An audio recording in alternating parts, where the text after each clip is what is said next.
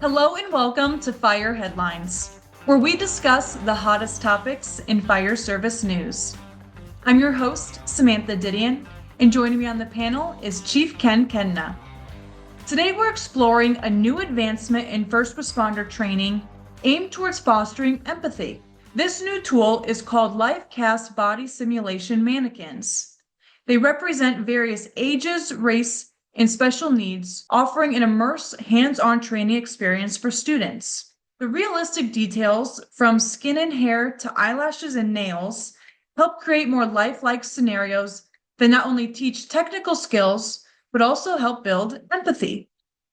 Chief Kehmna, in your opinion, how important do you think empathy is in first responder training, and how do you believe these realistic mannequins help foster that skill? Well, first and foremost, absolutely. I think there is a place for empathy training in EMS for first responders, and frankly for anybody. To be honest with you, I think being able to empathize and be able to put yourself in a different place opens you up to be able to be a better public servant, a better listener, and a better patient care provider, right on down the line. So I think categorically yes, and I also think. I would argue that empathy is a life skill that you really never fully develop. You continue to develop it over your life as you gain new experiences, you get better education, you get more wise, different everything. It's like anything. It continues to grow and just get deeper and deeper and deeper. So yes, I absolutely think that we commit to it not only in initial training, but really as sort of a life skill that can be continually improved upon. The mannequins are interesting, and I was sort of thinking through my own exposure to different training aids as I came up through the ranks early on before I even got into the fire service.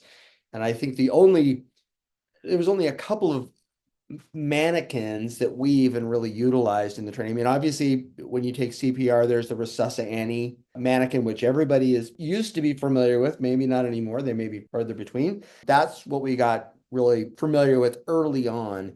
Not super sophisticated by any stretch. Certainly for its day, it did what it needed to do, but not sophisticated in any way. As I progressed in my career, we had, mannequins, or I wouldn't even know if I call it a mannequin, but there was different props that you would use, like an arm to learn to start IVs on, or start interosseous lines on. That's where you put a IV actually into the bone marrow. And so different training aids like that continued to develop over time.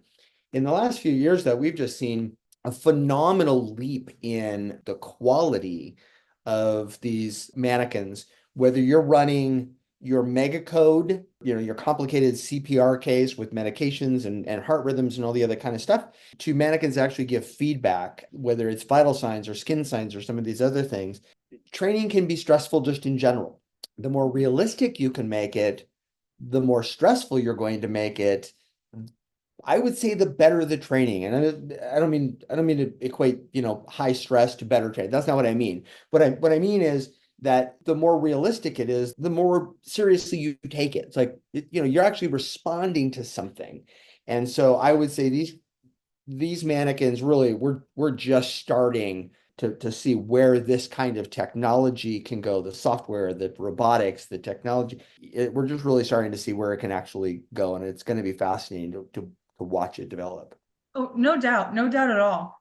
So, as someone who has spent majority of their life in the fire service, from the age 18 to where you are now. So you've seen a lot in your career, is what I'm saying. And do you believe how how firefighters can maybe get a harder shell to some of the stuff that they've seen?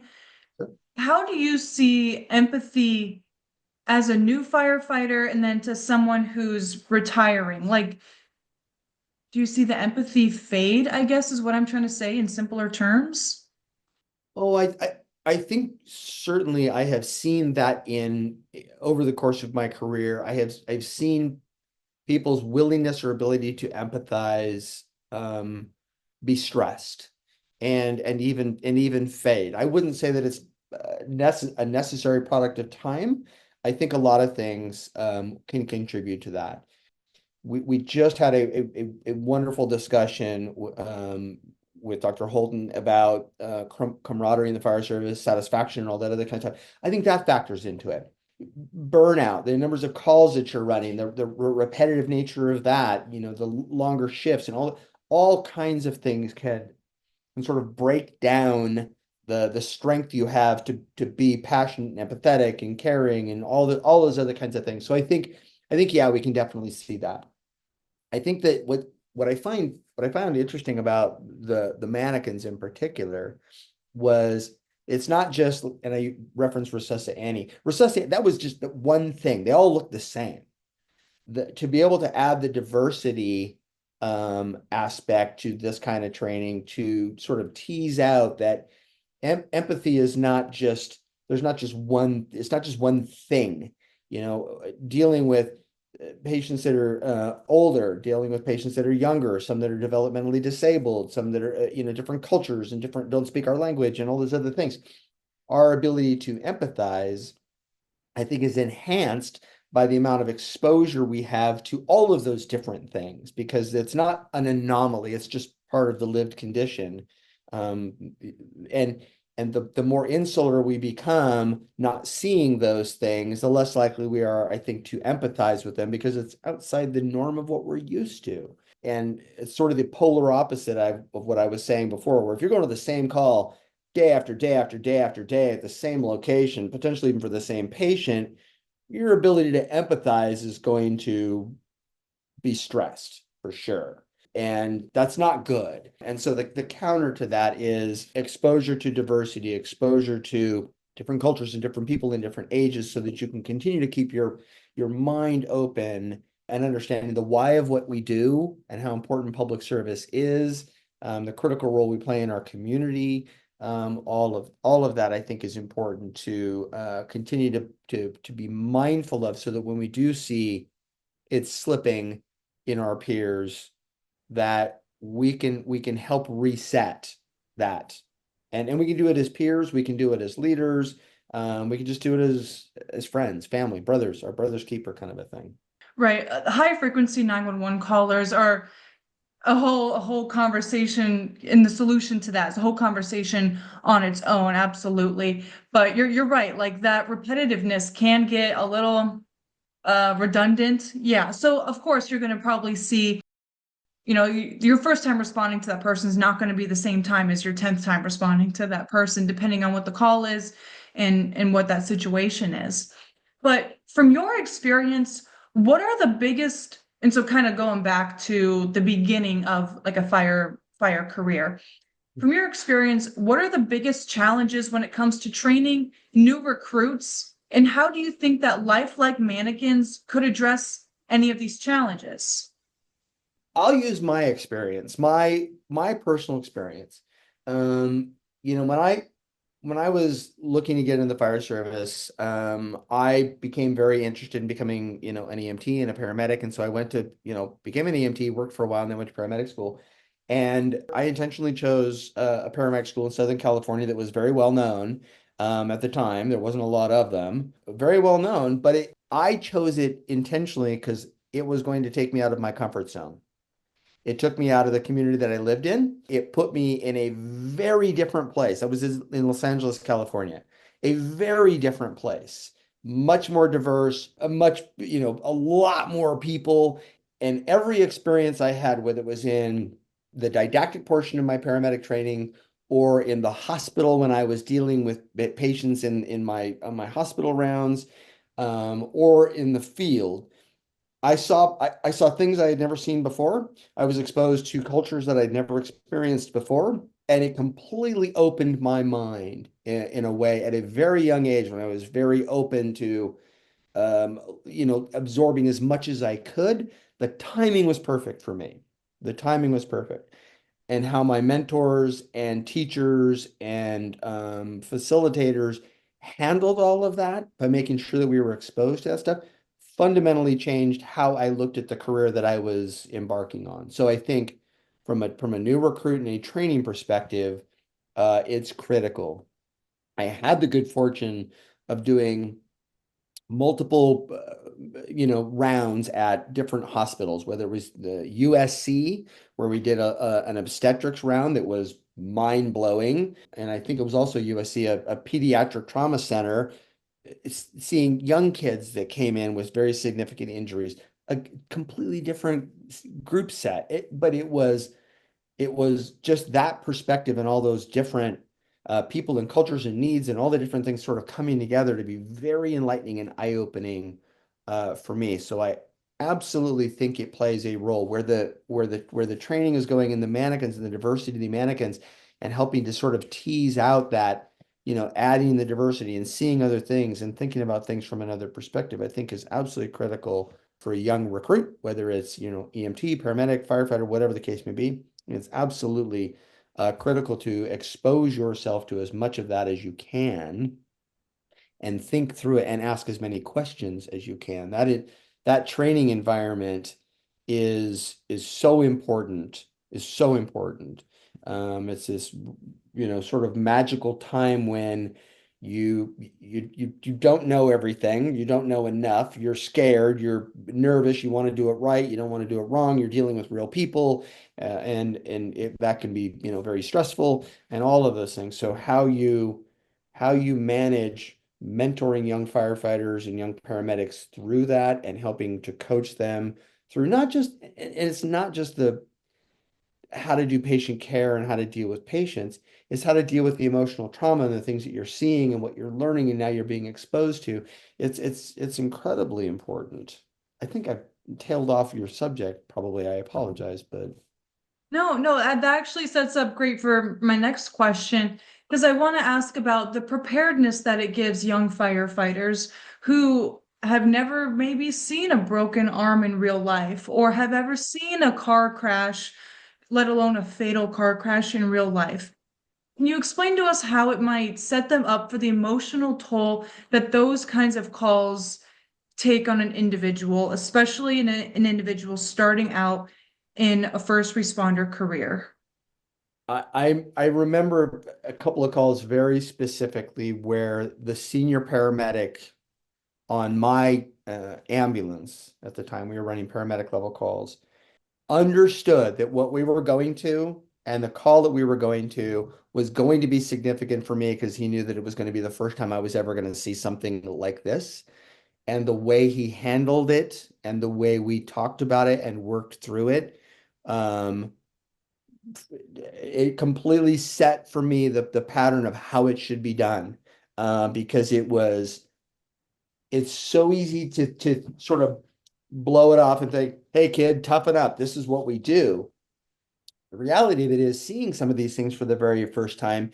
It's not just what you're physically seeing, whether it's trauma or, whatever the case. It's not just what you're seeing.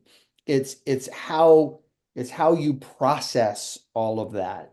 And I think it's really important for us as we continue to mature in our career to be mindful of the fact that everybody's on that life cycle somewhere. Our new recruits are just at the very beginning. They may have never experienced anything like this or seen anything like this before. And not forgetting that and not blowing it off as, hey, get used to it. That's part of the job, is absolutely essential. Even if they don't necessarily have an emotional response to it, if they don't have any trauma from it, even if they don't, it is good to be mindful of that, because how we evolve as a fire service and a public safety agency, that agency of the future is a byproduct of how we manage it now and how we bring up our new recruits now, because they are the future. If you don't mind, can you share with us how that senior paramedic kind of walked you through that scene or that call? I'm just thinking that might be extremely beneficial for any fire service leaders that are listening today. Yeah, the call was it was a traumatic call. It was a shooting, and it was a murder suicide.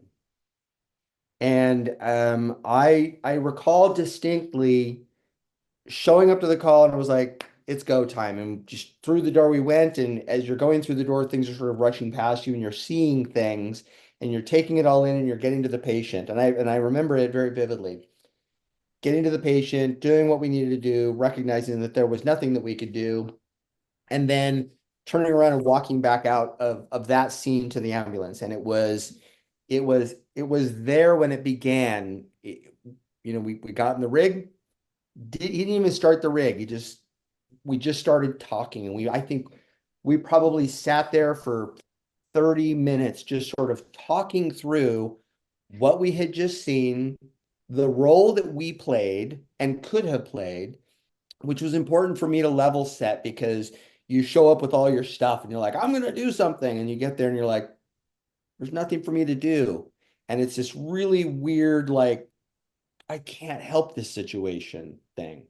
And over the course of the next half hour, actually, honestly, I think it went on for the remainder of the shift, constantly sort of touching back in, just not blowing it off and driving away and just chalking it up to let's get to the next call, but being conscientious about getting it out and me being able to talk about how I felt about it and all of that. That was the thing for me that made all the difference in the world. It was enough that, I mean, I still think about that call. I honestly still think about that call today. And I think about it as a learning experience for myself, and what a great opportunity it was for a mentor to make sure that somebody coming up was properly cared for and was able to process it. It could have gone totally different. I could have a completely different recollection of that call. It ends up being a really good example for me of how important it is to be mindful of one another in these environments. And this wasn't the only call that this particular paramedic did that. It was kind of just part of his personality. And so it was a good example for me to try and emulate as I moved on in my career. I don't know how successful I was at it, but it was certainly something I was always mindful of. First, thank you for sharing that with us. I know that you've seen a lot in your career, but for me to hear it, it almost brings tears to my eyes. And I'm even thinking about my time at the fire department I was at. Although I didn't see anything traumatic, I heard the firefighters' stories, and more often than not, it was hard for them to even share the details with me, or just in general to talk about it. So the fact that you had a leader that was willing to sit there so long and talk you through that probably meant a lot. And like I said, it shaped your career that you had mentioned. So that is a great tip for some of our fire service leaders listening today. Absolutely. Well, and the ability to empathize, which is the topic of the day, the ability to empathize, I think is important to kind of go back to here, because over the course of my career, have had multiple experiences where we would go to a call, we would deal with a call, and we would sort of wrap everything up. And sometimes we would do critical instance stress debriefing if it was something significant, whatever the case may be. And it's easy for me to focus on my ability as a first responder to empathize with the patient or the people that are on the scene, right? I remember very distinctly stepping back and going, okay, hang on a second. There are dispatchers on the other end of the phone that don't have the resolution that we have. They didn't go to the call. They're not, and our ability to empathize with them and what they're going through and their role in the emergency. So it's important for us to continue to think about those things. Your experience, you you didn't go to the call, but the people who did go to the call are people that you care about. So what they're going through creates pain for you. So there's this shared thing going on, and I think that it's really important for, and I truly believe this was I'm so glad that I come to this place, recognizing my fire organization and everybody in it, not just not just the people on the engines or the trucks or the rescues or the ambulances, everybody in it. The receptionist in the front office who picks up the phone and says people that come in there, they're just they're just as important to recognize that we need to care for them as well, because by extension they care for us, they take good care of us, and it's important that we always loop them in and recognize that as we want to be cared for, we want to care for them as well.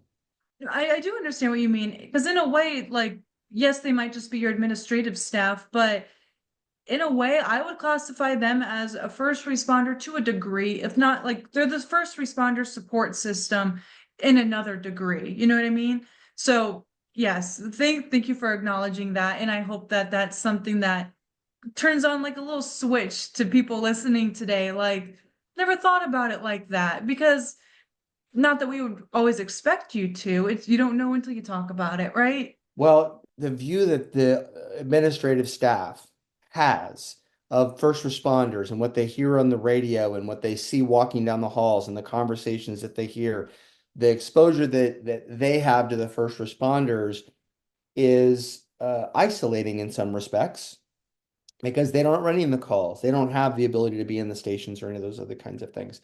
But it doesn't mean they don't care. In fact, even more so. I mean, it's so many people that filled those positions in my organization mean so much to me because of how important they are to the organization, whether it's just not just the role that they play on a day-to-day basis, but the love and the care and the compassion that they're willing to give to all of us to make sure that we're properly cared for and all of that. Because that is as critical as anything else to make sure that, we talk about part of the team, part of the tribe, part of the family, all of that is absolutely critical. And empathy is the base, it is the foundation on which all of that exists. It is our ability to empathize and care and love one another. Sometimes it's also just slowing down and realizing that it's not just the world of you and your crew, it's the entire department, the entire organization. You tell one story to one person, and before you know it, no pun intended, but it spreads like wildfire. You know what I mean? And that story impacts each person in a different way. Ways to communicate and quick ways: telephone, tell a friend, tell a fireman. Those are the ways you communicate. Spreads like wildfire. Oh, that's funny. I haven't heard that before. That's funny. Is there anything else that you would like to add before we wrap up today? Oh my goodness. As usual, I could go on and on and on and on. I appreciate the topic, and I think it's a good one. I hope it resonates with people. What I would encourage is think back. Just think back on your career and your time and the calls that you've run. Think back through that. Put yourself back in that place where you appreciate the opportunities that you have and what you're capable of doing, and challenge yourself to be more empathetic and more caring and more open about this kind of thing, because I think it really is fundamentally at the core of what the fire service is all about. At least for me, it is absolutely all about that, and being here to be a public servant to our communities and for whatever it is they need. So, Well, thank you so much for talking with us today and for sharing your experience on this topic. And thank you to our listeners for tuning in. A link to the article we discussed can be found in the show notes of today's episode. And if you have a question for the panel, please reach out to us at fireheadlines@wfca.com and let us know what's on your mind. We'll see you back here next week for more Fire Headlines.